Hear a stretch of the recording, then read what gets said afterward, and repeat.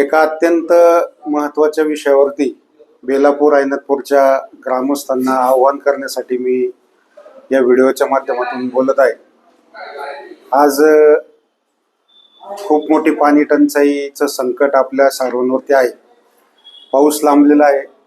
भंडारदरा धरणामध्ये फक्त 21% पाणी साठा शिल्लक आहे आणि जर पाऊस अजूनही लांबला तर पिण्याच्या पाण्याचं रोटेशन हे उशिरा सुटण्याची शक्यता आहे आणि त्यामुळे सगळ्या नागरिकांनी आपला जो काही उपलब्ध पाणी पुरवठा आपल्याला होतोय त्याचा काटकसरीने पाण्याचा वापर करावा।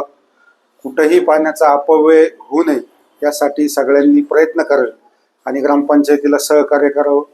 पाणी पुरवठा कर्मचाऱ्यांना देखील आम्ही सूचना दिलेल्या आहेत।